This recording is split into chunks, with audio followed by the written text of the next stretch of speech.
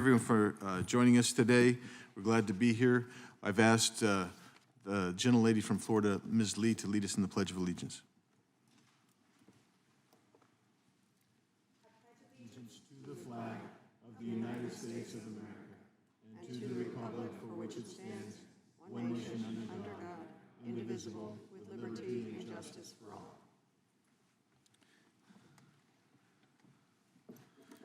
Thank you, Representative Lee. We're here today to discuss an important, a very important, vulnerable part of our population, the exploitation of children through child sexual abuse material. That's what has now come to be known as CSAM, and we'll probably refer to it today as CSAM. CSAM is defined as pictures and videos that capture the sexual abuse of children below the age of 18. The term child pornography is still widely used by the public, but it is more accurate to call it what it is: evidence of child sexual abuse. It is the exploitation of children through CSAM materials remains a serious issue and is actually growing both in the United States and abroad. Reports of CSAM continue to grow, with 3,000 reports in 1998, growing to more than 1 million in 2014 and 18.4 million in 2019. The United States has a duty to protect our children from becoming victims of these despicable acts. Our subcommittee conducted a hearing on this subject in September, and we heard from many experts and survivor advocates in the field. Today, we are continuing that discussion by shining a light on the heroic efforts of identifying, rescuing, and giving a voice to these countless victims. While it seems like this evil is something that happens in foreign countries or in someone else's neighborhood, is actually much closer than we think. Identifying children depicted in CSAM is crucial to stop their ongoing victimization and capture the offenders producing it and rescuing the victims. The work cannot be done just by our federal government. Joint efforts among federal, state, international, and non-government partners are essential for the identification and rescue of victims. You'll hear more today about Operation Renewed Hope from our witnesses, but I'd like to briefly touch on what it is and its impact. Operation Renewed Hope ran from July through August 4th, 2023. The operation was the first of its kind in the United States, conjoining federal law enforcement agencies with non-government organizations to identify, locate, and rescue victims of child exploitation. I understand Operation Renewed Hope is ongoing, and I hope more victims continue to be rescued and provided with the care they need and deserve. Our committee continues with Homeland Security investigations to enhance our knowledge and understanding of investigations related to human trafficking and child exploitation. We appreciate the work being done to identify victims from government entities such as HSI and nonprofits such as NCMEC and the Tebow Foundation. These groups are leading the charge to identify and rescue children, and for that we thank them.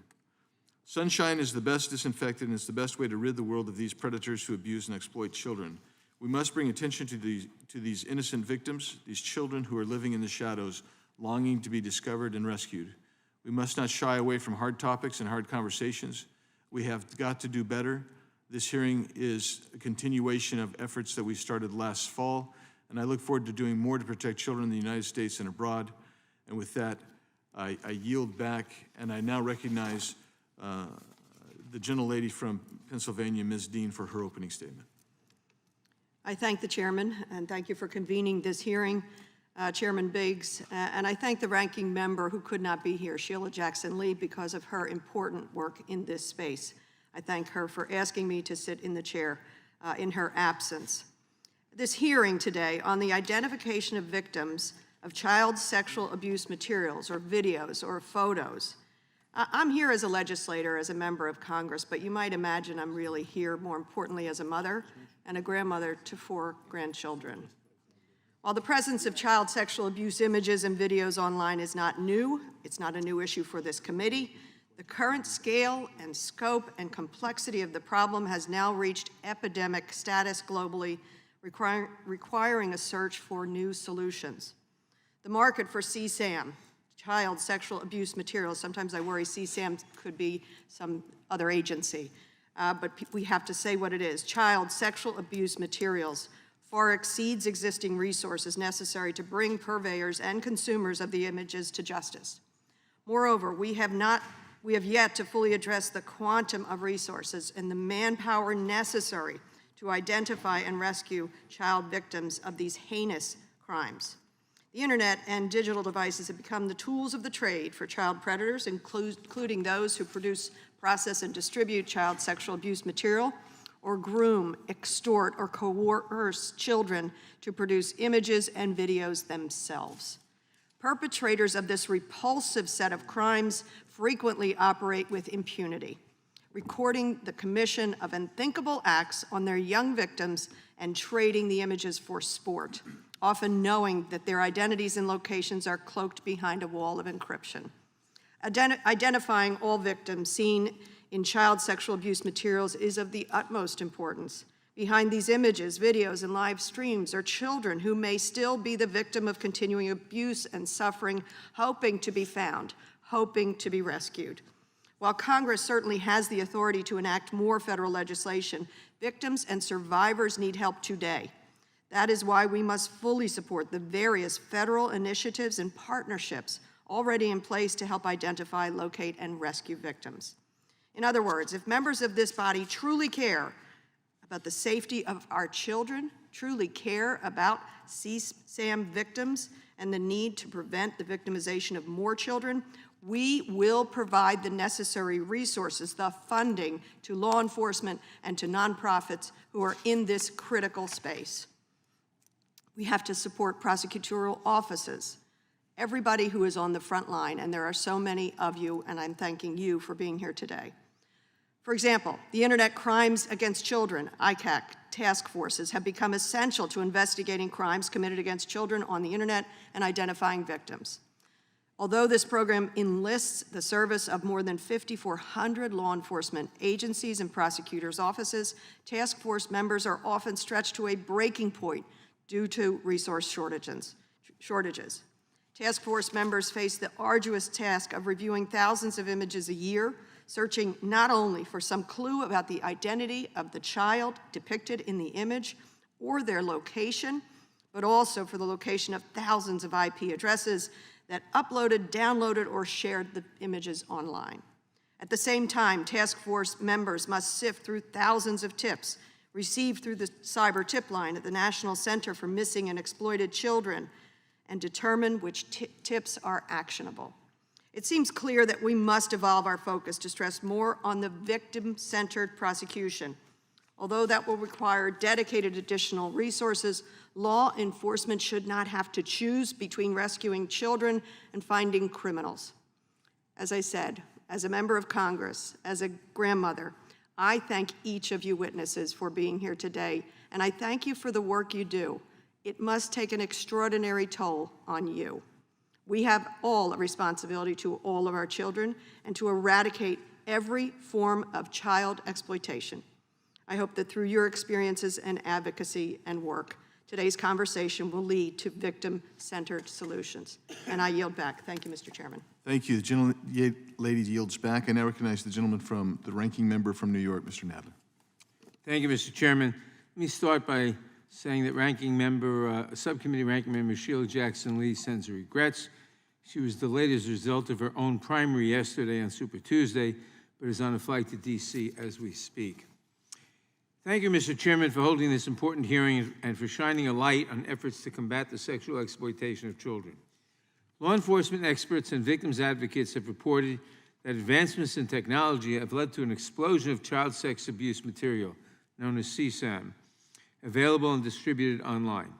Horrific photographs and videos depicting depraved acts against children are now increasingly readily available through virtually every internet-based technology, including social networking platforms, file-sharing sites, gaming devices, and mobile apps. A demand for new and more egregious images and videos drives the market for this material, resulting in the continued abuse and exploitation of children. Since the sexual violence depicted in these images and videos is a record of the victimization and suffering of a child, it is important that law enforcement make the identification of victims of child sexual abuse material a priority. To that end, Congress must provide sufficient resources and funding to those agencies and organizations charged with identifying, locating, and rescuing these children. The importance of victim identification is multifaceted. To begin with, because child sexual abuse material is tangible evidence of sexual abuse crime, victim identification enables the rescue of a victimized child. Not only are victims removed from harmful environments, but following removal, they can be connected to the services, support, and care they need to heal and rebuild their lives. Victim identification also facilitates justice for victims. Tracing digital footprints back to producers and distributors of the images, as well as perpetrators of the abuse, ensuring that they are prosecuted and held accountable for their crimes. Federal law enforcement agencies, including the Department of Homeland Security and the Department of Justice, combat CSAM cases through targeted enforcement actions, investigative initiatives, and victim assistance programs. While these agencies work tirelessly in their investigations to track down perpetrators involved in the production and distribution of this material, they are also committed to identifying and locating victims. However, despite their best efforts, federal law enforcement agencies cannot tackle this problem alone. The collaborative efforts of federal, local, and state law enforcement agencies, along with private and nonprofit organizations, supported by federal funding and grant programs, are instrumental in identifying and rescuing victims of child sexual abuse material, as well as bringing offenders to justice and providing essential support to victims of sexual exploitation. The 61 Coordinated Internet Crimes Against Children, or ICAC, task forces across the country have been crucial to preventing, investigating, prosecuting, and developing effective responses to Internet crimes against children. Through their comprehensive efforts, the ICAC task forces, which represent over 5,400 local, state, and federal law enforcement and prosecutorial agencies, are making significant strides in identifying and rescuing victims of child sex abuse material. But the growth of the problem continues to outpace the resources available to identify and locate victims, while law enforcement, prosecutors, the tech industry, and other organizations must continually contend with the emergence of new technologies like artificial intelligence, which further complicates their efforts. Today, the National Center for Missing and Exploited Children, NCMEC, reports that the cyber tip line has received more than 92 million reports. Its child victim identification program has reviewed over 331 million images and videos, reviewing more than 25 million images annually. And while most of the children reflected in the images remain unknown, over 19,300 victims have been identified. We should certainly commend the successes of NCMEC and other law enforcement agencies in identifying and rescuing victims, but we cannot be satisfied while so many CSAM victims remain unidentified. I hope that our discussion today will focus primarily on what Congress can do to help identify more victims, with the goal of reaching all of them. During a hearing last September, which examined the threat of child exploitation in the U.S. and abroad, we heard about the various struggles of law enforcement when confronting the edict of do more with less. When considering the plight of CSAM victims, this maxim is clearly unacceptable. The collaboration between local, state, and federal law enforcement and non-governmental entities is fundamental to addressing the complex challenges posed by investigating child sexual abuse material and identifying victims. It is our duty to fully support each of these entities and to ensure that they have the resources they need to accomplish their various missions, which undoubtedly should be centered around victim identification. I look forward to hearing from our witnesses, and I yield back. Gentleman yields. I thank everyone for their opening statements, and without objection, all other opening statements will be included in the record. I'm going to now introduce today's witnesses, and I appreciate each of you for being here today, taking time out to come talk about this important topic. Mr. Tim Tebow. Mr. Tebow is a renowned former collegiate and professional football quarterback, having received awards such as the Heisman Trophy and being a 2023 inductee to the College Football Hall of Fame. His foundation, the Tim Tebow Foundation, works to bring faith, hope, and love to those needing a brighter day in their darkest hour of need. In addition to other efforts, his foundation works with HSI's Cybercrime Center on Operation Renewed Hope to identify previously unidentified victims of child sexual exploitation and rescue the children if possible. Thank you for being here today, Mr. Tebow. Mr. Jim Cole. Mr. Cole is the Chief of Law Enforcement Enterprise and Technology at Operation Lightshine, an organization that works to combat child exploitation and human trafficking. He's a former supervisory special agent with DHS, HSI, and served previously as the chair of the Interpol Specialist Group on Crimes Against Children. He also served as the chair of the Victim Identification Subgroup from 2016 through 2019. Thank you for being here with us, Mr. Cole. Mr. John Madsen is the board president of Raven, a nonprofit organization that works to prevent child exploitation. He also serves as the chief operating officer of Griffi, Inc., a software company focused on visual media analysis to support victim identification and other law enforcement activities. He was previously a detective with the Gainesville Police Department, served 10 years at the North Florida ICAC as task force commander, and served as the chair of the ICAC Emerging Technologies Working Group. Thank you for being with us, Mr. Madsen. Ms. Camille Cooper. Ms. Cooper serves as Vice President of Anti-Human Trafficking and Child Exploitation at the Tim Tebow Foundation. She has worked for over 20 years on issues including child protection, child exploitation, and child trafficking. She previously served for 13 years as the Director of Government Affairs at the National Association to Protect Children, a nonprofit organization dedicated to protecting children from abuse, neglect, and exploitation. Ms. Cooper, thank you for being here today. Everyone, we're glad to have all the folks in the gallery as well, and we appreciate you being here for this important hearing. We're going to begin now by swearing in our witnesses. If each of you would please rise and raise your right hand. Do you swear or affirm under penalty of perjury that the testimony you are about to give is true and correct to the best of your knowledge, information, and belief, so help you God? Let the record reflect that the witnesses have each answered in the affirmative. You may be seated. Please know that your written testimony will be entered into the record in its entirety. Accordingly, we ask that you summarize your testimony in 5 minutes. If you get to 5 minutes, you'll probably start hearing this. And that's what you want to hear rather than a big, massive gavel. So just so you know. But that'll be kind of that'll be a cue for you to wrap up as soon as possible after that. We're going to begin now with Mr. Tebow. Please, your 5 minutes. Chairman Biggs, Ranking Member Nadler, Ms. Dean, honorable members of the committee, thank you guys so much for having me. Camille, Jim, John, so grateful for you guys and so honored to be here with you and humbled to be beside you. My name is Tim Tebow, and as Chairman Biggs stated, I was fortunate to be and humbled to be the chairman and the founder of the Tim Tebow Foundation, and we exist to bring faith, hope, and love to those needing a brighter day in their darkest hour of need. To sum it up, we strive to fight for people that can't fight for themselves. Some of you may know me from sports, but honestly, more of you probably know me from getting cut from a bunch of sports teams, as Ms. Dean mentioned earlier, so thanks, Ms. Dean. We can talk about that later, it's all good. But honestly, why we're here today is to talk about the MVP.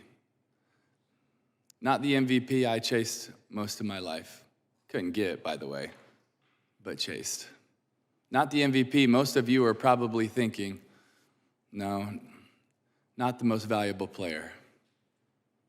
A more important MVP, the most vulnerable people. That's why we're here today. A year and a half ago, this awesome lady to my left, Camille Cooper, joined our team, and I asked Camille, I said, Camille, what breaks your heart the most? And she wrote down the number 20,000. And I said, what does that mean? And she said, it's a problem. I said, what problem is that? It's the 20,000 boys and girls that have been abused and raped, and their images and videos have been captured, but nobody has been able to identify them. They're unknown. Until someone knows them, how could somebody rescue them? And I knew that day that my heart was broken and my eyes were open, and we had to do something. So I said, Camille, what do you think's the best approach? And she said, bring the best teams and players together. So we convened a meeting in Lyon, France, with amazing frontline heroes. Homeland Security, Interpol, Europol, NCMEC, ICMEC, ONIMI, Google, so many people and many more came to the table with really two goals. The first one, how many boys and girls are unknown, are unidentified? And it wasn't 20,000. It was over 50,000. And the second goal is how do we protect them? And that's where Operation Renewed Hope was born, led by HSI just a few miles away from here, and so many partners from around the world. And in 15 days, they were able to identify 316 boys and girls. 316 boys and girls. It was an incredible operation, but that's a tiny dent in what we're called to get to. It was amazing work, but it was so small in comparison. And so why we're here today is to be able to ask you to say yes to a bill that we're going to present. And this bill really has one goal: to build a rescue team. Because there's so many frontline warriors and heroes, but there's just not enough. And we need to support them, and we need more of them to get to these 50,000 boys and girls. So this bill is strictly to create a rescue team that has the funding, the support, the training, the technology, so that they can get to these 50,000. You know, I've had the privilege of playing for a lot of sports teams in my life. And almost all of them, we've had incredible resources to give us a better chance at winning a game, something that ultimately, as much as we care about it, doesn't matter. Why would we not give as much, if not more, resources to the frontline heroes that are going after the most vulnerable boys and girls on the planet? You see, when Operation Renewed Hope identified that 316, and out of all those that were rescued, more than half of them were right here in the U.S. And when you extrapolate those numbers, that means that there's thousands of boys and girls that are starving for hope in our backyard.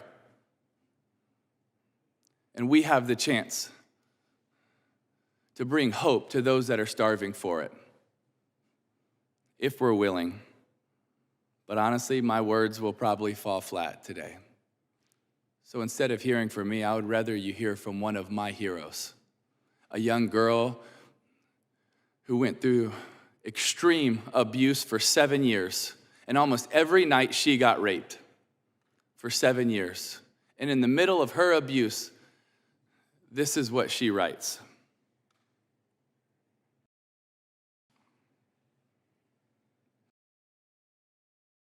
Rescue me. Help me. Monsters are chasing. Can't you see? Monsters are whispering. Can't you hear? Monsters are shouting. You're nothing. Can't you feel my pain? Monsters are pushing. End it all. Just jump. Can't you hear all the whys I'm asking? Monsters are laughing. You're all alone in this. Can someone please rescue me? This girl and thousands of boys and girls just like her, they're calling out to you and to me. And how many times in my life have I missed the call? Have I missed the mark? Unfortunately, too many. But would today be a day that we wouldn't miss the mark, that we would hear her cries, that we would hear her call, and we would answer the call? Because every single one of those boys and girls is worth us answering the call and doing everything we can so that they can experience the faith, hope, and love that they deserve. Not the bondage and torture that they're in right now. I believe if we build that rescue team, we will have a chance of getting to every one of those boys and girls. I got a message last night from a girl who has been rescued, and she said, "Thank you so much for speaking up for us." And it was humbling to get that. But if all we do today is speak, if all I do is speak, I also miss the mark. We have to do more than just talk about it. We have to act on it and be about it. Thank you for having me, and God bless. Thank you, Mr. Tebow. Mr. Cole, you are now recognized for your 5 minutes. Good morning, Chairman Biggs, Ms. Dean, and honorable members of the committee. My name is Jim Cole, and I appear before you today as a retired supervisory special agent with Homeland Security Investigations, Chair Emeritus of the Interpol Specialist Group on Crimes Against Children, founding partner of ONIMI Global Solutions, and the Chief of Law Enforcement Enterprise and Technology at Operation Lightshine, a nonprofit organization that raises funds for law enforcement agencies so they can dedicate resources to protecting our children. I extend my gratitude for Tim's passionate opening today and his unwavering commitment to these issues. As I've gotten to know Tim over the past few years, I've seen firsthand that Tim is the real deal. He puts his money where his mouth is, both literally and figuratively. I spent my 20-year career at HSI on the forefront of combating child sexual exploitation, an endeavor that has become my life's mission. I've had the opportunity to conduct several career cases, one that changed my life and career forever. That case inspired a new approach focused on victim rescue rather than solely arresting child sexual abuse material distributors. This methodology emphasizes uncovering new material and focusing on innocuous clues hidden within the vast arrays of seized multimedia content, shifting the priority to finding and safeguarding victims instead of just putting offenders in jail. I was recruited to establish HSI's victim identification program and laboratory at the HSI Cybercrime Center. Some of you and your staff recently visited that very lab and saw firsthand the incredible work that goes on in it. It is one of my proudest legacies. One notable case that garnered national media attention was Operation Sunflower. After several images depicting the exploitation of a young girl were shared on a darknet child exploitation site and found by a Danish victim identification specialist overseas, we began an urgent effort to identify and safeguard her. One of the images depicted the young victim in the backseat of a car with a blurry highway sign out through the window. This sign, we determined, was in Kansas, starting with a 2 and running east and west. Around hay bale, a hedgerow, and a tree near the sign made it unique. With this information, we set out across Kansas, driving down every highway starting with a 2 and running east and west, looking for that sign. On the second day of the search, I just happened to be with the agent from Kansas City. We drove down Highway 20, and we found that sign. It came into focus as we neared the highway's end, and as we got closer, I could see the hay bale, the hedgerow, the tree. This discovery expedited the 11-year-old victim's identification and rescue from ongoing abuse that very day.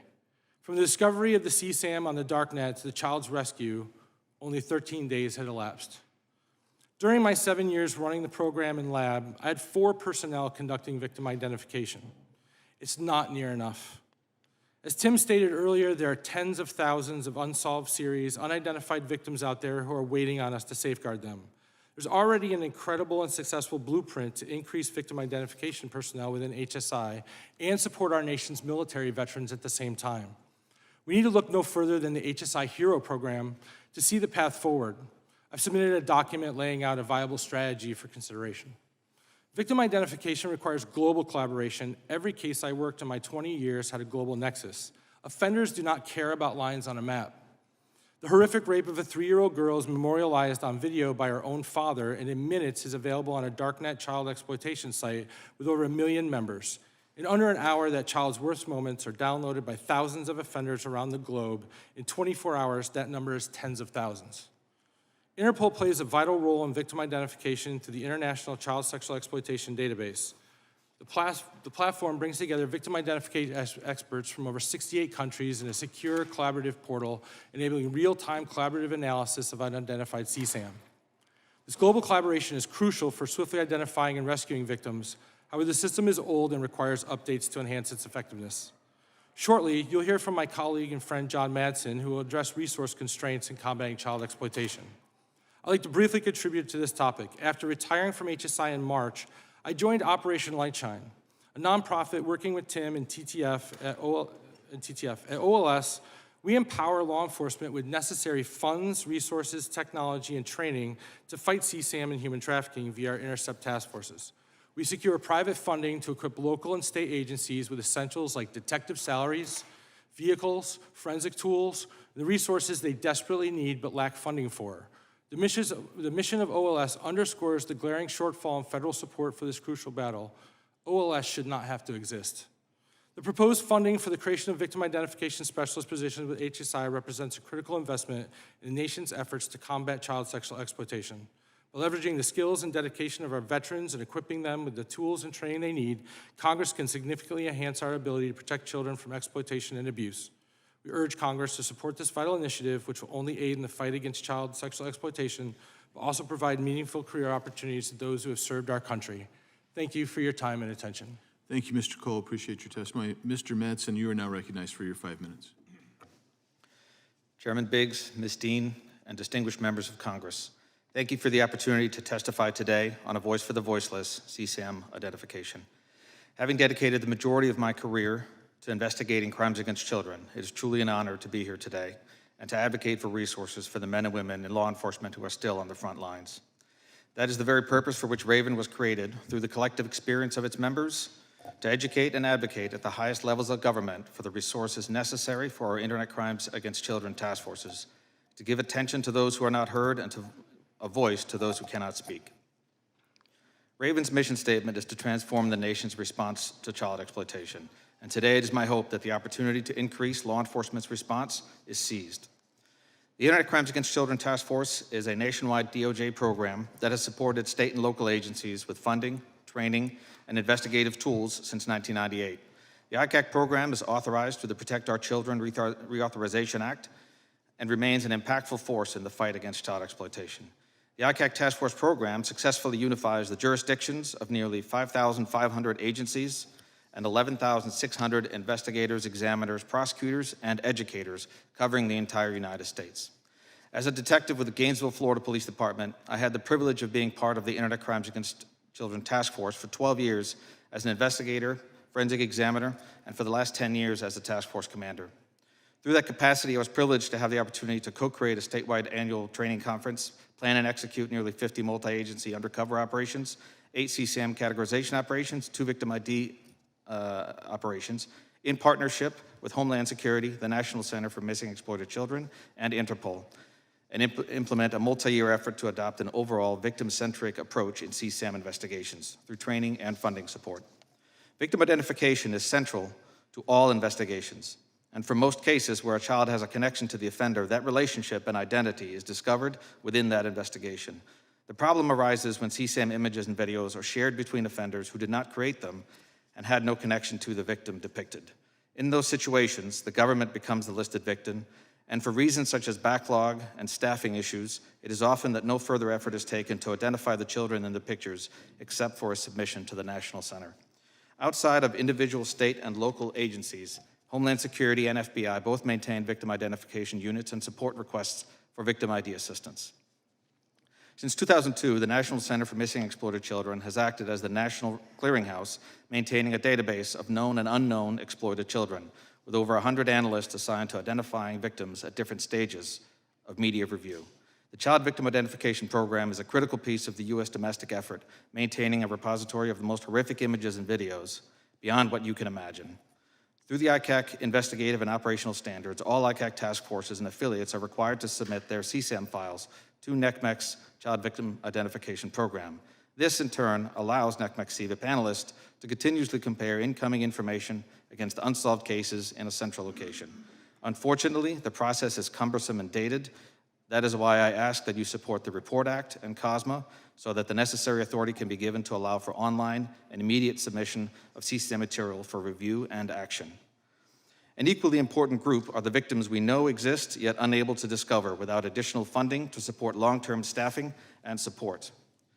Already in 2024, ICAC investigative tools have observed over 85,000 unique IP addresses in the United States associated with users offering to share known child sexual abuse material. But only 367 of those cases have been claimed as under investigation. A single torrent or file group readily available for download contains thousands of images and hundreds of videos of toddlers being raped. At a minimum, these offenders use known CSAM for inspiration, normalization, and grooming. I ask that you endorse the Protect Our Children Reauthorization Act and fund the MEC budget at $160 million with fenced-off language to ensure that both ICAC and NCMEC get their full authorized amounts. If you ask why additionally to fund this effort, a former task force commander from Arizona once phrased his motivation like this. After being asked why he would focus on child crimes when he could earn the same or more in a different bureau, he answered, because they believe in Santa Claus. To continue, I would ask, are we really numb to this horror to where these are just numbers to us?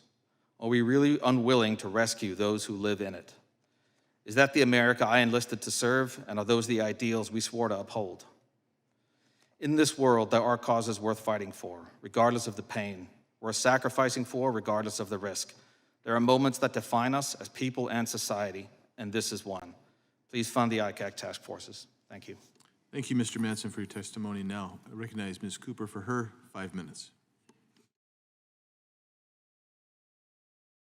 Can you press the microphone button there, please? Thank you. Thank you, Mr. Chairman, Ms. Dean, Ranking Member Nadler, and honorable members of the committee. Thank you for allowing me to speak today. My name is Camille Cooper. I'm Vice President of Anti-Human Trafficking and Child Exploitation at the Tim Tebow Foundation.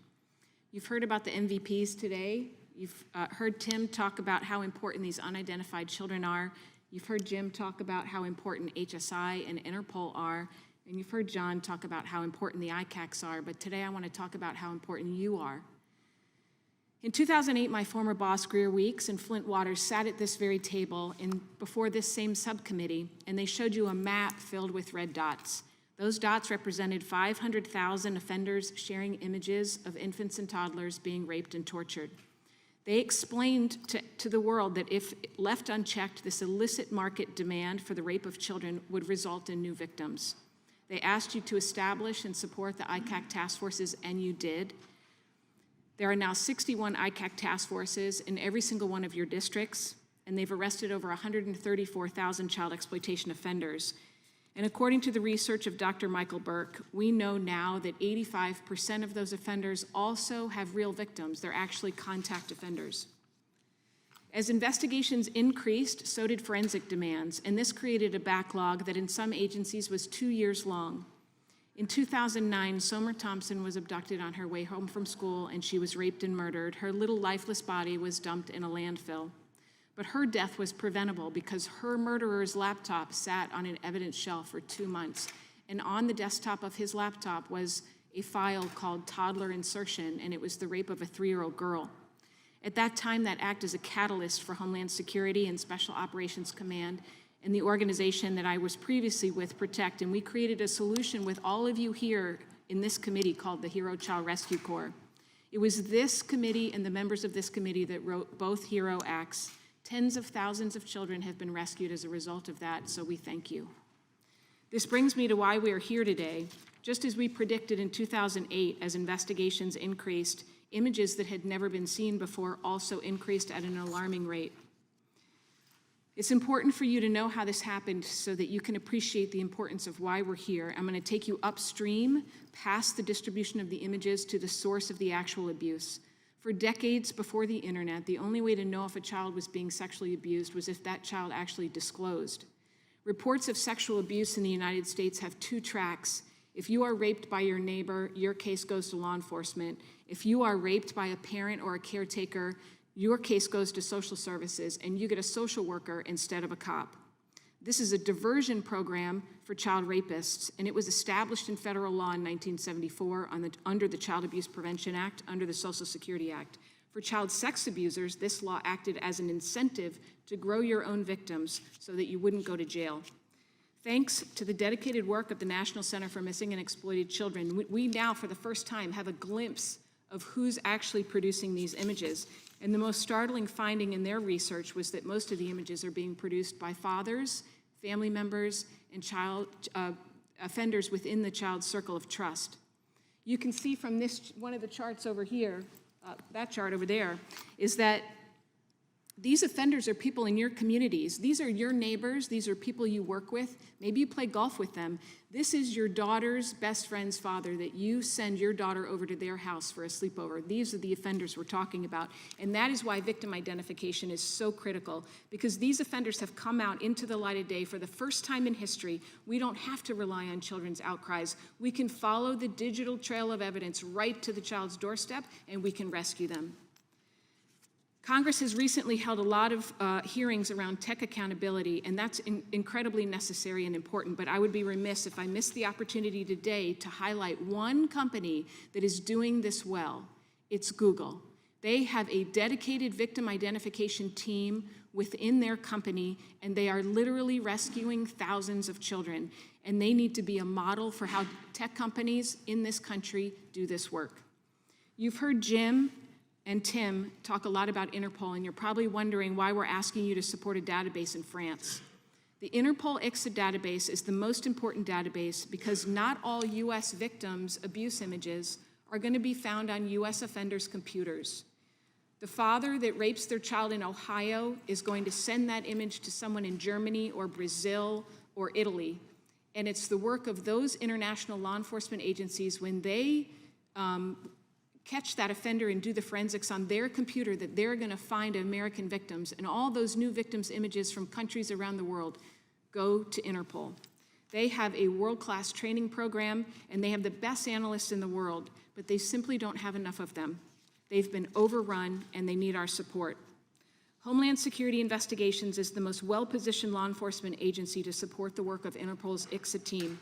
They are the tip of the spear in the world when it comes to child exploitation investigations. But we're talking about finding 50,000 children.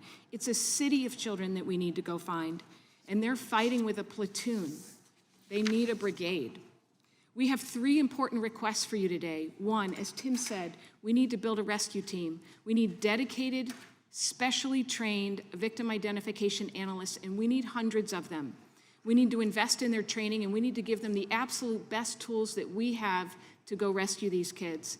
And we need to modernize the ICSA database so that as these images pour in, they can keep up with it. A lot of people told me not to come up here and ask for your help because it's a presidential year. It's too partisan. We won't get anything done. But I've been up here with you before, and we've done great things together during presidential years.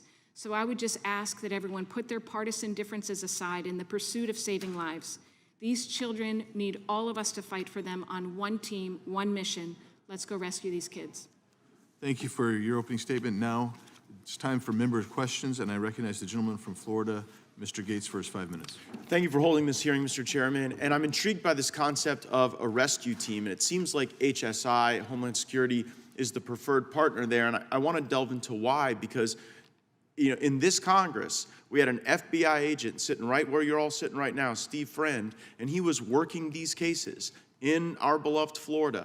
And he was pulled off of those cases to go and take down people's license plates at school board meetings over parents protesting. And so I guess I want to understand best how to assemble the type of rescue team that you're talking about, and then maybe thinking about some of the assets that exist, like at the FBI, in addition to those at Homeland Security. So, perhaps Mr. Cole, Mr. Madsen, your law enforcement experience, you could draw on that and talk about how to assemble the right equities and the right capabilities to attack the problem.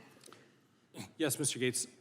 So Homeland Security Investigation, surprisingly to most people, actually is responsible for more than 60% of child exploitation prosecutions, federal prosecutions in the United States. Traditionally, HSI is actually one of the first agencies to work this crime type. So prior to the internet, this material was smuggled into the country from foreign sources through our ports of entry and through the mails. U.S. Customs Service, which is the predicate agency for Homeland Security investigations, worked those investigations by seizing those materials as they came into the country across our borders. That gives us a legacy and long-term subject matter expertise in this crime type. And so we work closely with the U.S. Postal Service in that endeavor, and really the FBI didn't start working these cases until much later.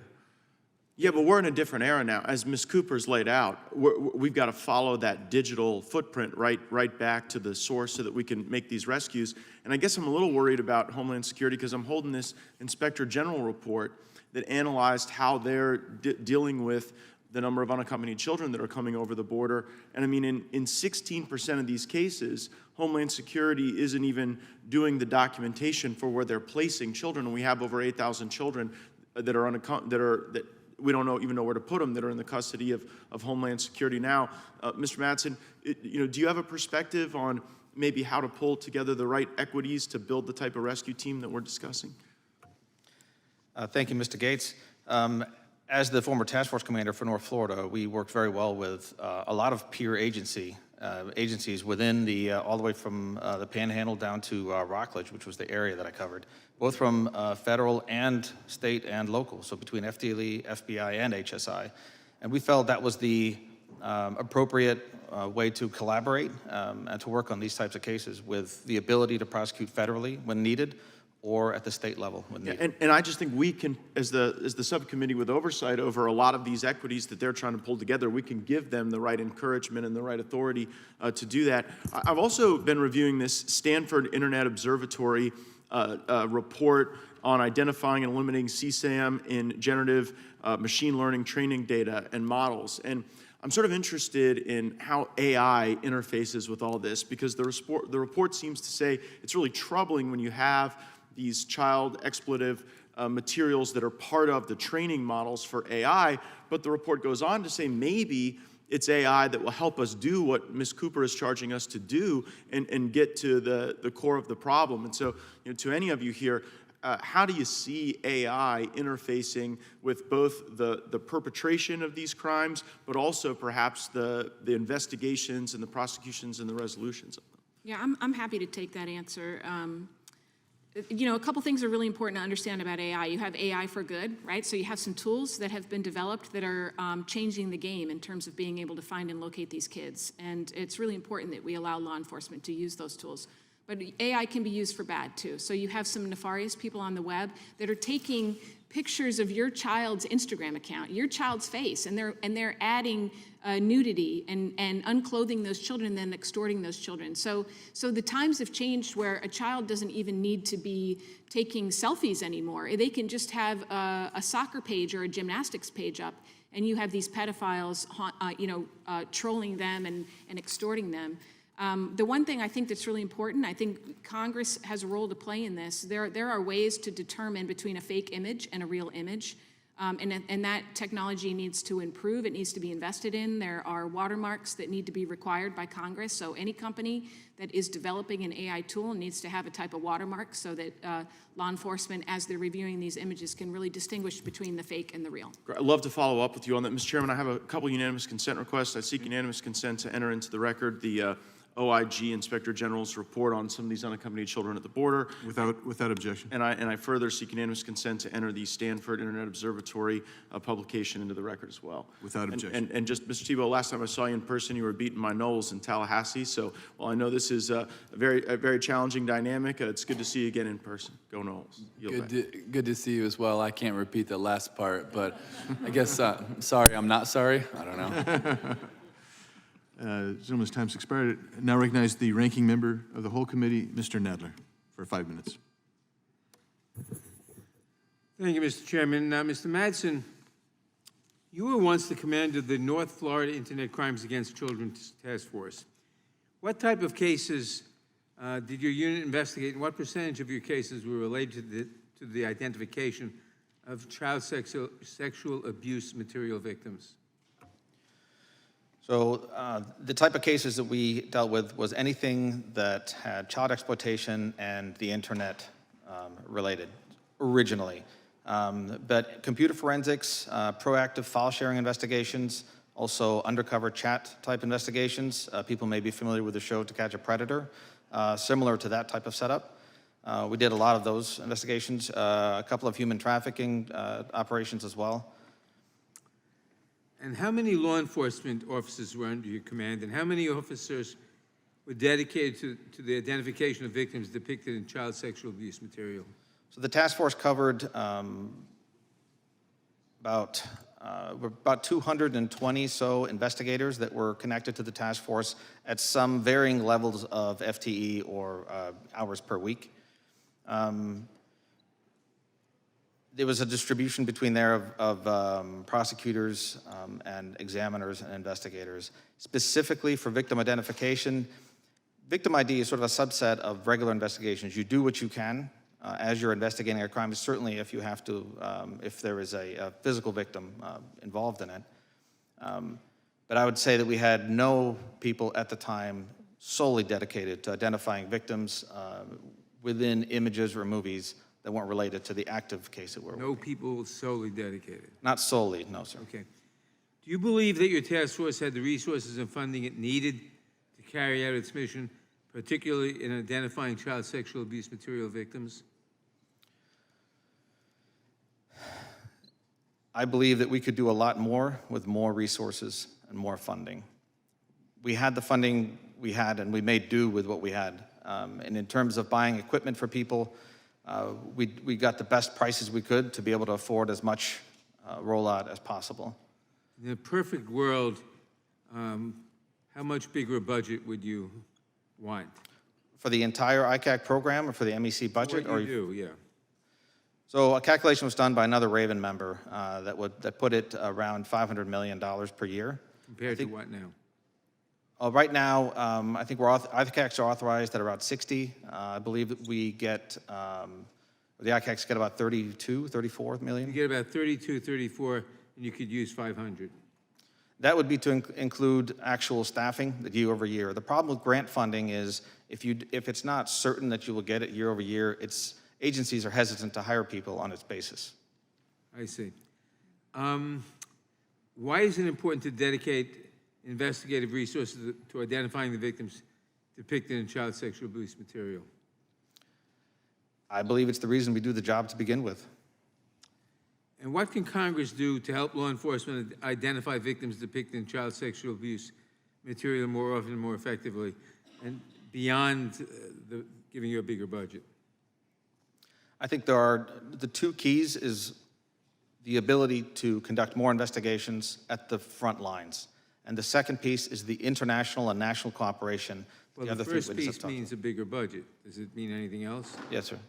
The collaborative effort, like the technology that underlies the way we communicate with the National Center CVIP program, the speed at which we can deliver information and the richness of that information, metadata, files, that sort of thing. And then also the international component that has been mentioned by the other witnesses. And what harms are created when law enforcement focuses solely on prosecuting offenders rather than identifying victims?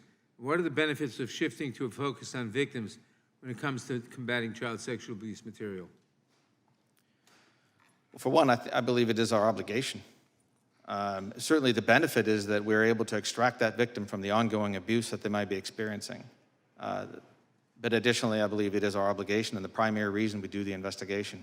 And certainly, when you're dealing with file-sharing investigations, it's easy to be what we call suspect-centric, because the suspect may not have a relationship with that victim depicted. They're merely sharing and distributing media back and forth between offenders. So it's easy to make that arrest sort of end at that point. But what we are all asking for is there be additional effort and funding given to the ability to follow up on those images. For one, ensure that we can extricate the victims from the ongoing abuse, but also in an organized manner to where every investigator who may identify them later on doesn't re-victimize them with another visit, so that we have a domestic center repository that can track and maintain those identities. Thank you. And finally, Gentleman's what time has operational expired. But I'm going to let you ask that last Thank you. question, Mr. What operational changes or resources might be needed to shift from an offender-focused model to a victim-focused model of combating the spread of child sexual abuse material? Well, to spend the extra time it takes to liaise with other entities, whether at Homeland, FBI, the National Center, or Interpol, it takes additional time. And as you brought up earlier, the lack of specifically dedicated victim identification specialists make it harder for the regular investigator to take time out to do that. When you have a significant backlog, you have other cases coming in, and you have cyber tip increases that are quite high year over year. Thank you, Mr. Madsen, and thank you, Mr. Chairman, for your indulgence. I yield Absolutely. back. Thank you. Gentleman yields. Chair recognizes the gentleman from Wisconsin, Mr. Tiffany. Thank you, Mr. Chairman. I want to thank you all for tackling this problem. And first of all, I'd like to ask Mr. Cole, am I hearing correctly that this problem is growing exponentially, or it has over the last decade or two? Is that accurate? Yes, sir, absolutely.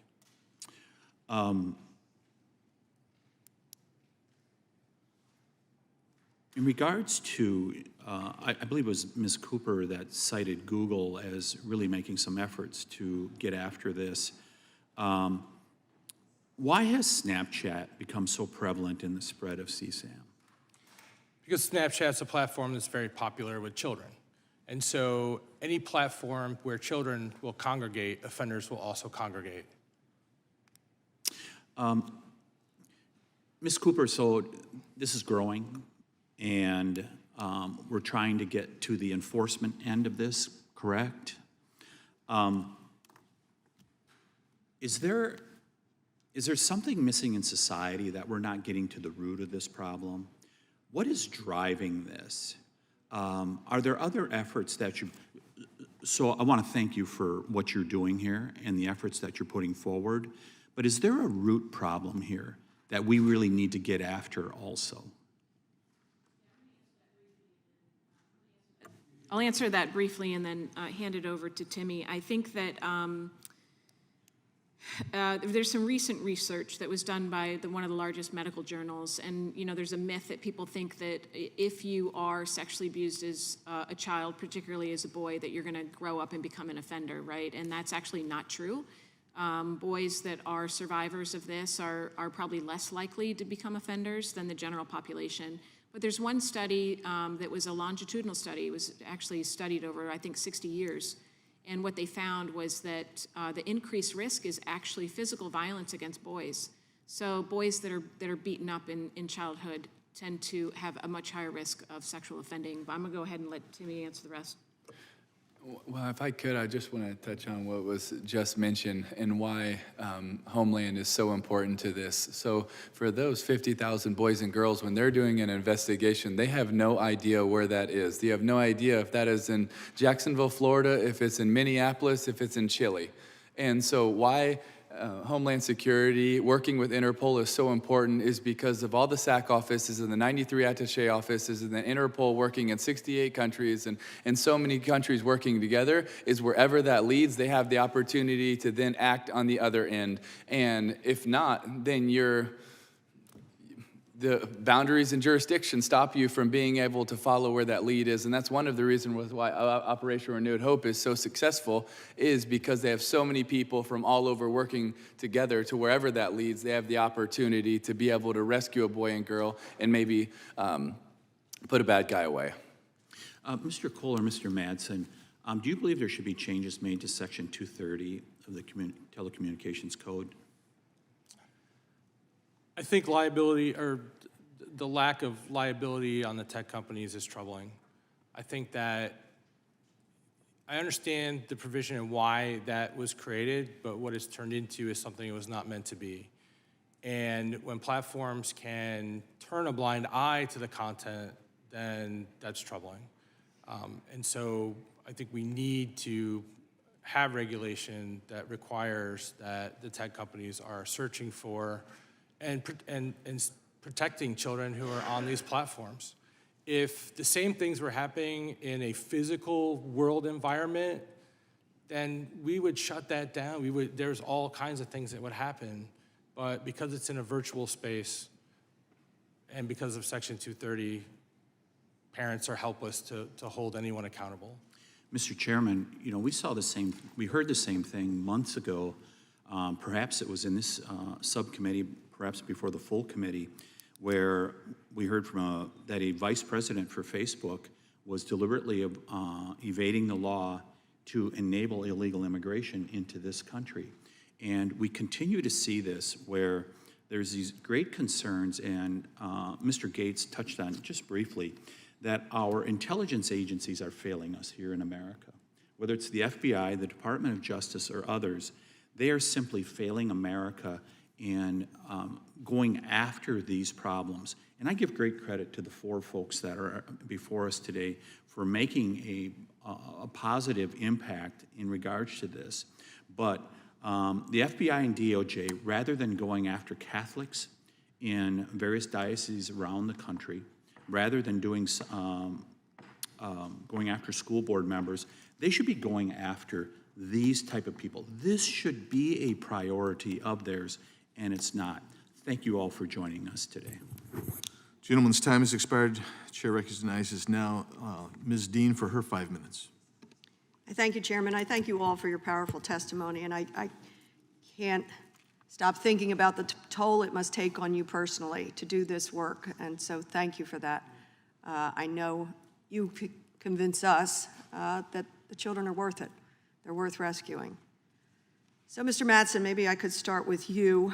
Thank you for reminding us of the innocents, whether they are children who write letters to Santa Claus or await the tooth fairy, like my own grandchildren. They desperately need us, and we cannot fail. I'm pleased to co-sponsor, alongside Representative Lee, the REPORT Act. I hope it will make life better for child victims and survivors. Could you speak to the Report Act, what you think could be and would be effective about it for both victims and for law enforcement? Thank you, Ms. Dean. For us, or for the ICAC community, it is the ability to send information to the National Center with urgency, with speed, over the internet. From what I'm told, that has been one of the issues that we've been dealing with over years, their ability to receive that information, also immunity related to that transaction. How often is a child rescued? I appreciate all your focus on this, that sure, law enforcement and hunting down the criminals is important, but how often are we connecting, using these resources to rescue a child? Maybe Mr. Madsen. So as I mentioned earlier, in an investigation where there is no file sharing or there isn't necessarily the need for the international collaboration, it happens quite often with every exploitation case that occurs at the federal all the way down to the municipal level. In terms of how often children from the list that Mr. Tebow referenced, I would turn that over to Mr. Cole.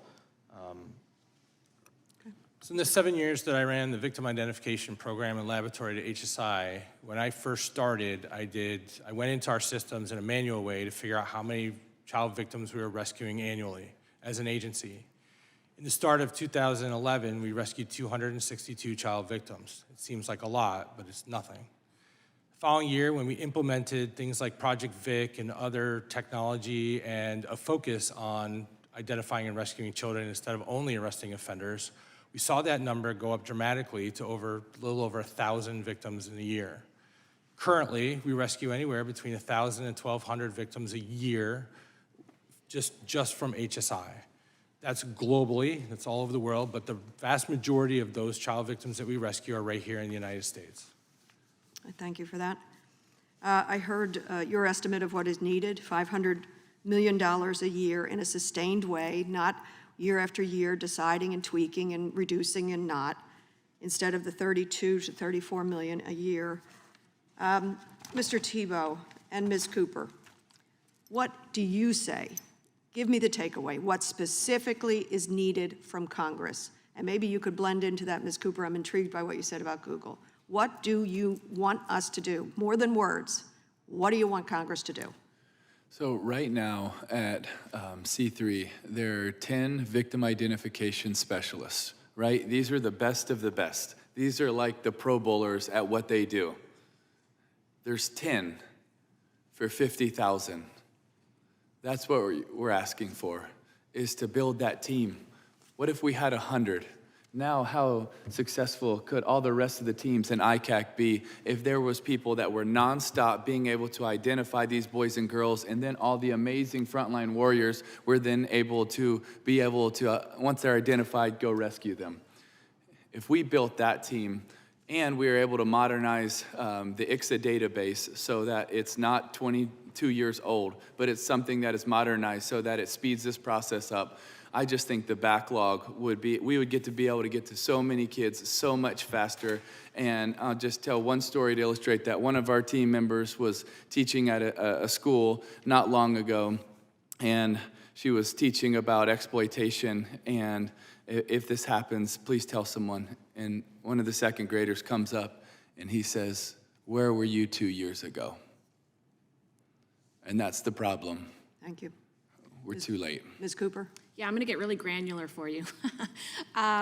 So for FY25, what would be really helpful is if we put no less than 10 million of the amounts appropriated and direct it specifically over to the Cybercrime Center so that it doesn't get diverted to the border. That would be super helpful.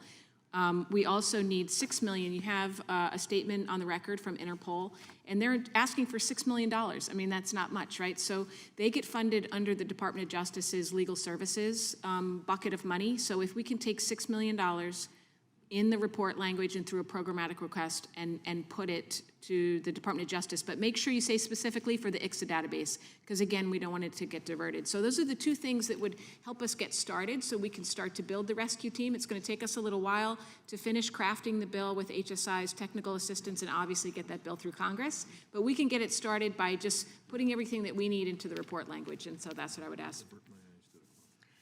Thank you. Could you tell us how is that child who wrote the poem? She's doing incredible. She's truly a hero to me, and she is not just surviving, but she is thriving.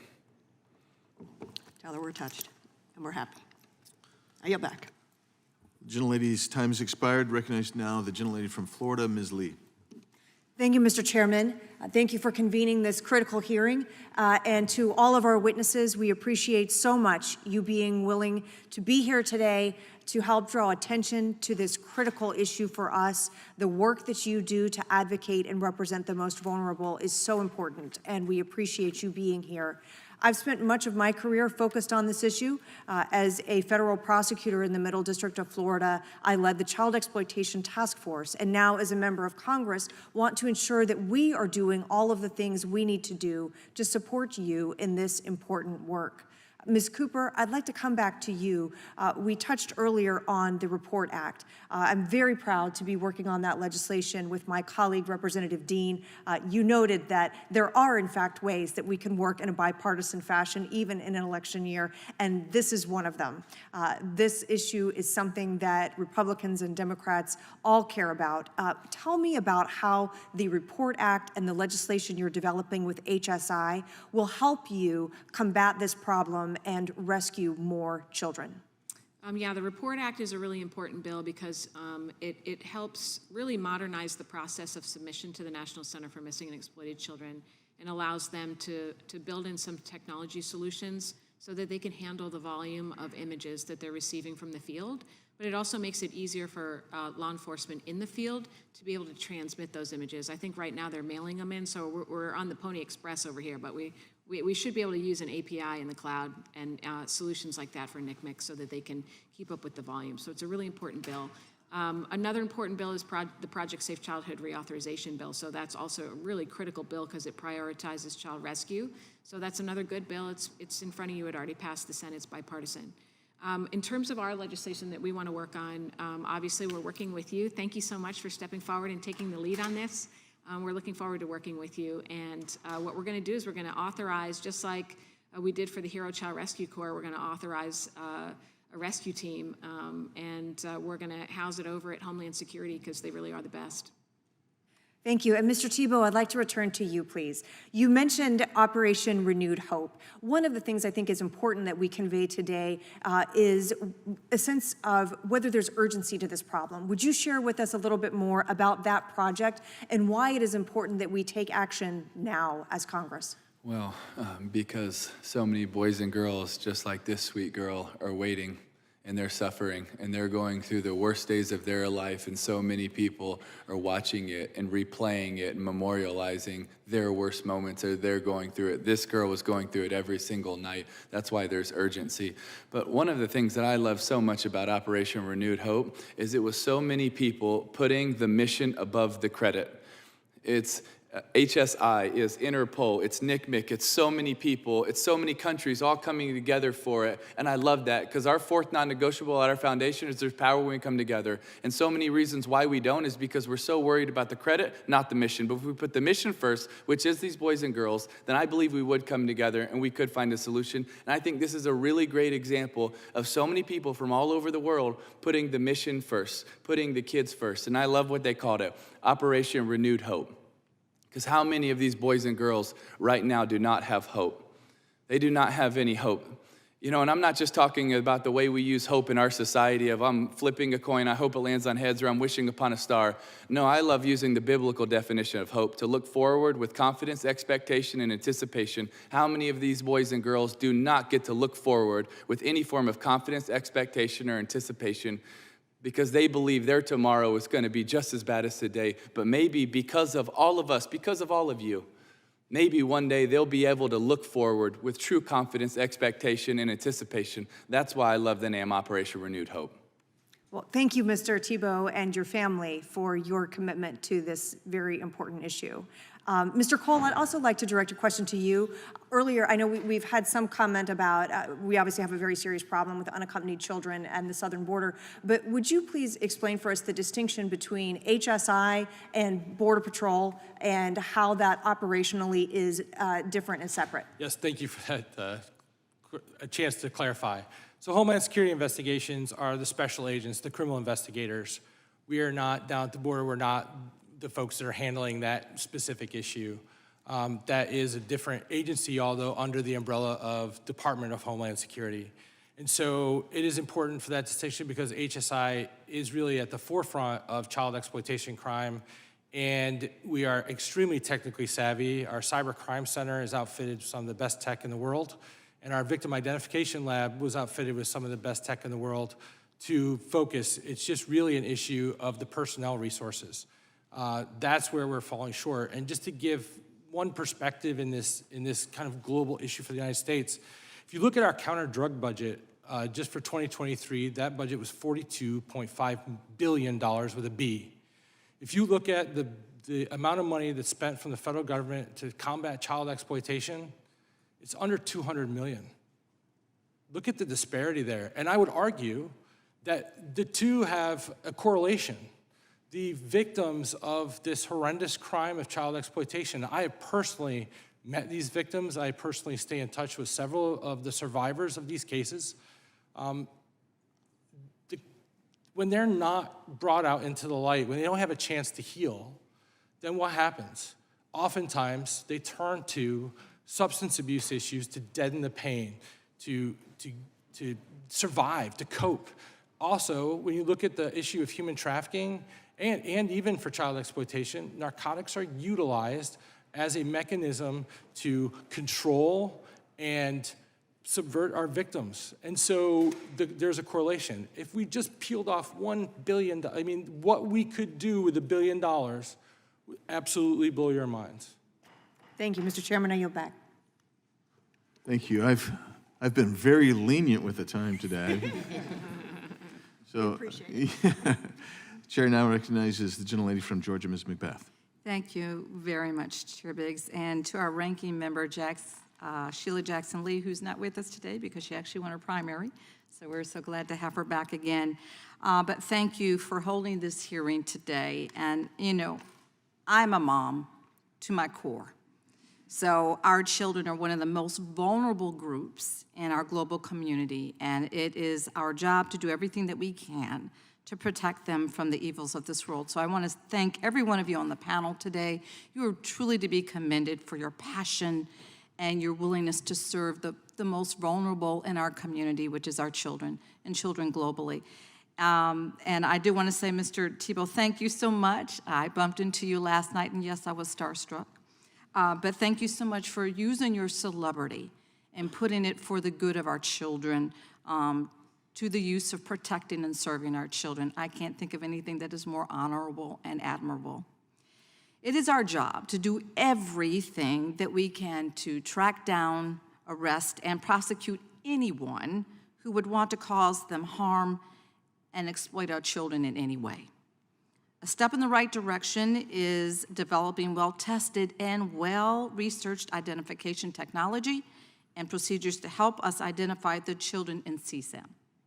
Child sexual abuse material is far too easily accessible and prevalent. We have several bills here in Congress to combat the spread of this horrible content, has been mentioned a little bit earlier, but it will take collaboration and continued dedication to save the countless children who are trafficked and exploited. We need to support law enforcement's efforts to combat the proliferation of CSAM, which is why I have introduced the End Child Exploitation Act. My bill would require the contents of reports regarding the online sexual exploitation of children provided to Cyber Tip Line be preserved by the provider for over 1 year. My bill would also assist law enforcement's investigative process by giving them more time to properly gather evidence to find the children subject to this abuse and their perpetrators. The reports will assist in the identification process and preserving records for a longer period of time, which will result in more opportunity for our law enforcement to use the valuable information they provide to identify trafficking and abuse victims and their offenders. I'm here before you today as a concerned mother who lost my own child as a victim of crime. And so I am now dedicating my entire life to protecting the safety and the well-being of all of our children. We know law enforcement and groups dedicated to the elimination of CSAM need our help and deserve the necessary resources to continue fighting for our missing and our abused children. Our child should never, ever be subjected to the horrors faced by children exposed to these sick exploitation schemes. And I sit before you today proud of what our law enforcement agencies have done thus far to eliminate CSAM and bring perpetrators to justice. Thank you to each and every one of you for dedicating your time and finding these children and bringing them safely home.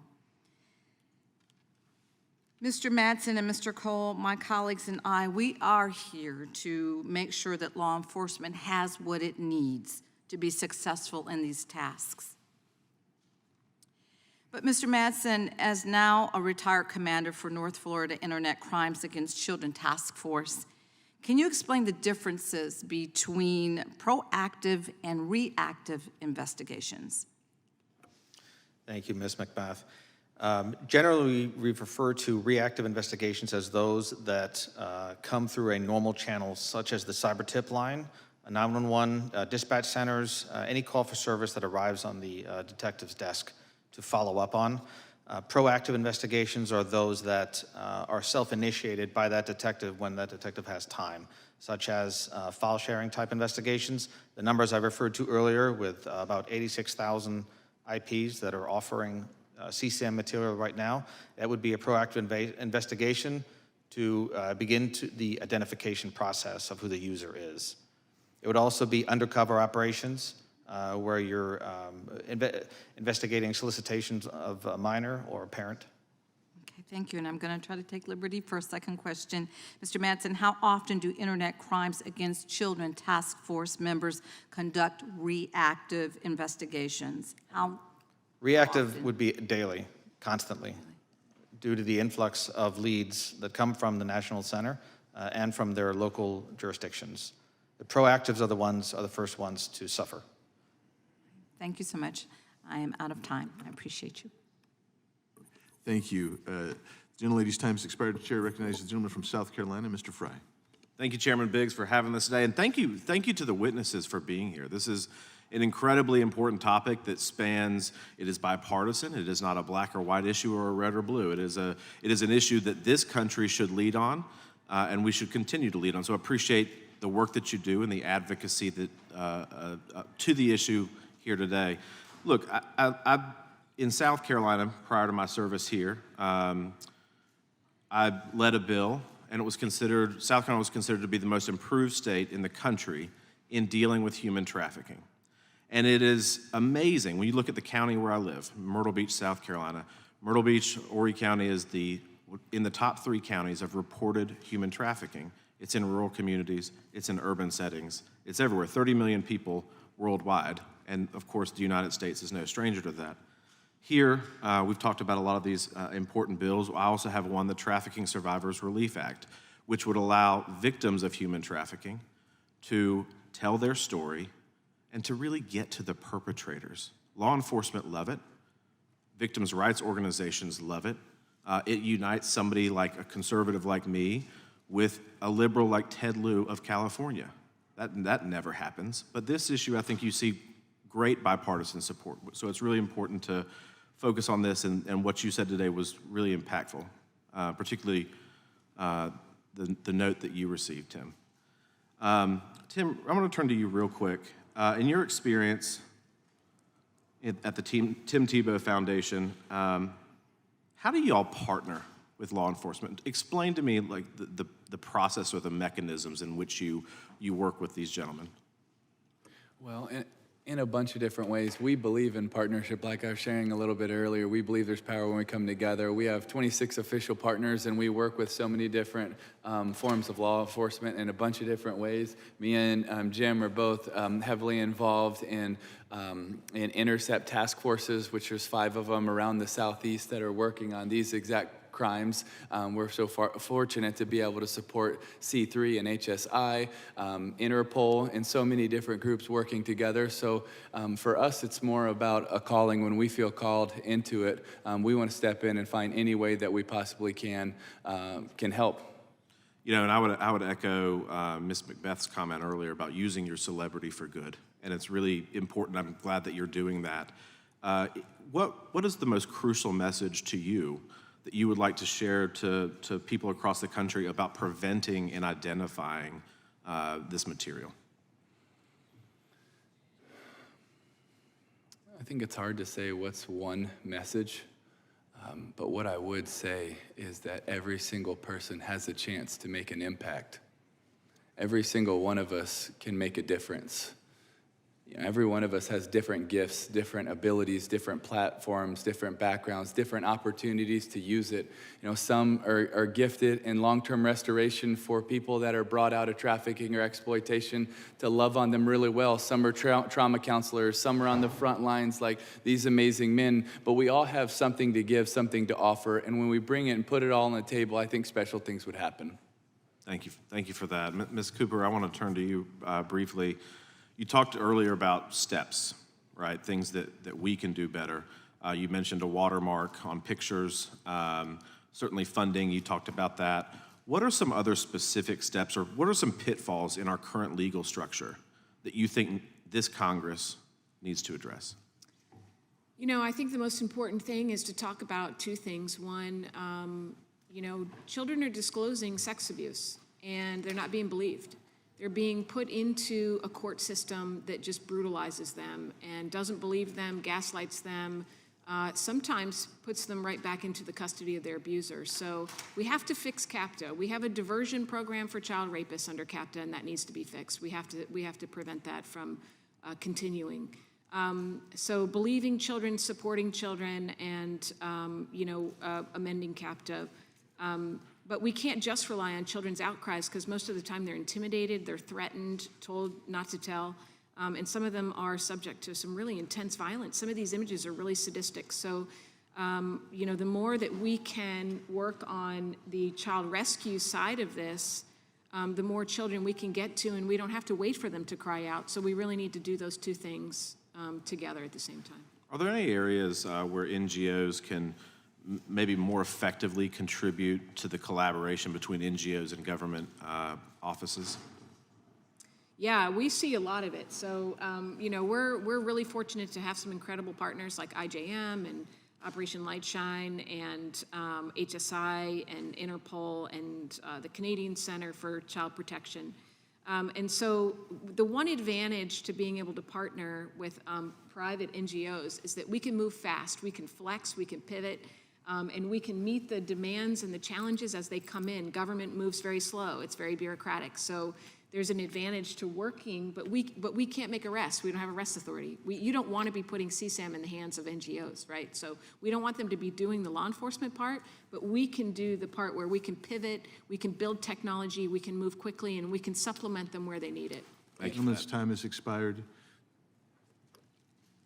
Fair. Fair? Can I add on to that if it's okay? Yeah, yes, well, what the heck? Lost control of this one. Yeah. Another way I got that the it- gavel here, I'm not sure what it's for. Yeah, Mr. Tebow, I'm going to give you 30 seconds to respond to Thanks Mr. for your Fleischman's. grace. Yeah. I think another thing that's so important is when a boy or girl is brought out of trafficking or exploitation, to be able to have such a clean handoff so that their first moments of freedom are also with people that are loving them or caring for them, trauma-informed counselors. So they're not just going to a location and sitting by themselves for a while, but they're being loved, they're being cared for, and that healing starts instantly. That's also a really important handoff. Thank you for that. Thank you, Mr. Chairman. Thank you. The chair now recognizes the chairman of the entire committee, Mr. Jordan from Ohio. I thank the chairman, and I thank our witnesses for this important hearing. It's the kind of subject that we need to address, and I appreciate the committee doing so. I would yield to the chairman of the subcommittee for further questions, and would yield back. Thanks, Mr. Chairman. So let's talk a little bit about the interface between the Tebow Foundation and law enforcement, and make sure that we understand. I want the granular level, because it's my understanding that when a victim is found and rescued, that the federal government is not providing, or there's not a mechanism in place necessarily to provide resources that you guys provide, housing, trauma counseling, et cetera. So would you elaborate on that, please, Mr. Tebow?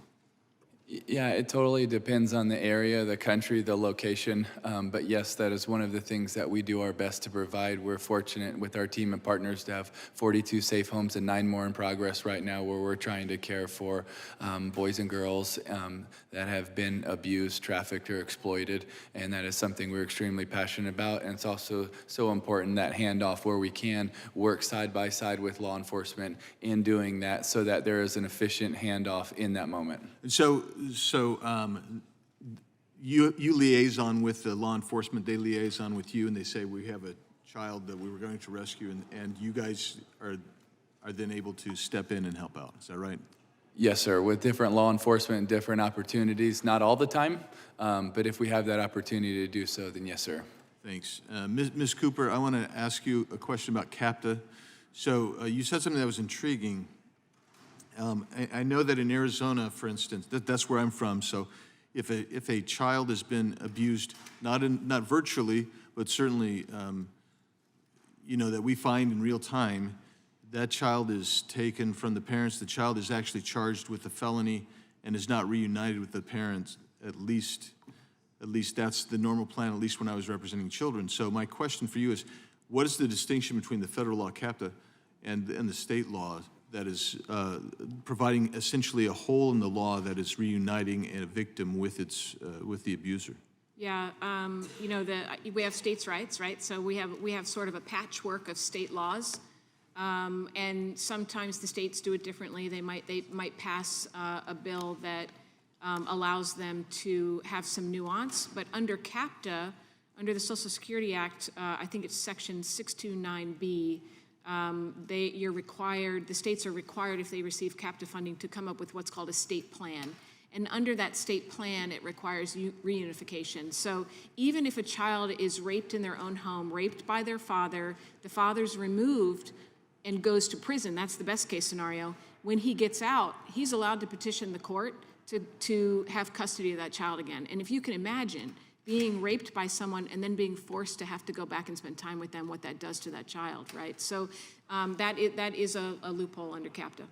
Thank you, and of course we'll have to look at that. I've added that now to my action items following this hearing. I wanted to talk again about, and maybe I don't know which one of you wants to address this one, but I know that the Tebow Foundation helped bring together international organizations like Interpol, Europol, with HSI and others to try to internationalize this. So tell us a little bit about that, how that works, and how the international, what resources are being used by Interpol, by Europol.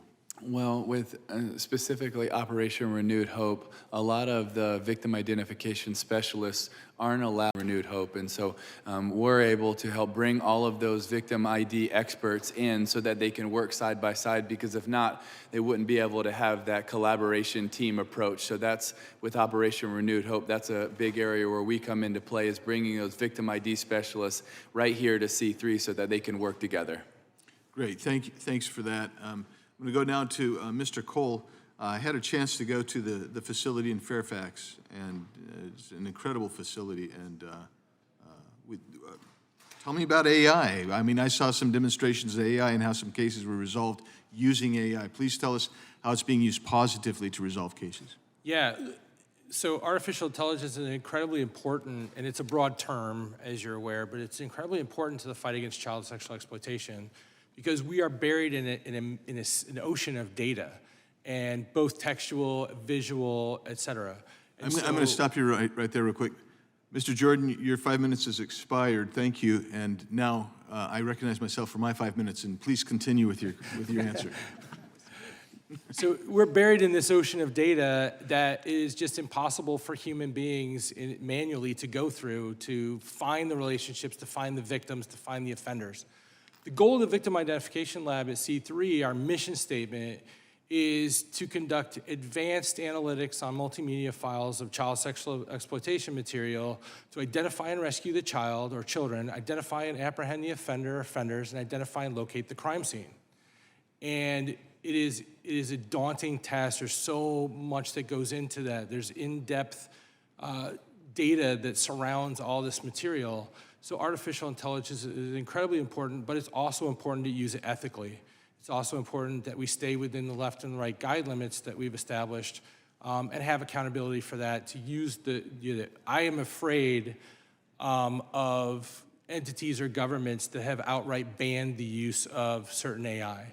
I understand the concerns behind it, but I think it's misguided in that, we're using AI and it is rescuing children. And without that AI, children would go unrescued, without a doubt. And we've seen it. Operation Renewed Hope is a wonderful example of that. And so it's important that that capability is maintained, but it's also important that we establish those left and right limits so it's used appropriately. So I want to ask you just real quickly about this. How do you train?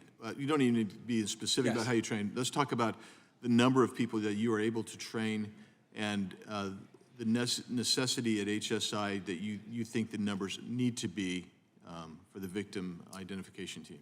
Yeah, so, Tim talked about having 10 people at the Victim ID Lab currently. Well, that's actually 10 positions, only 7 are filled.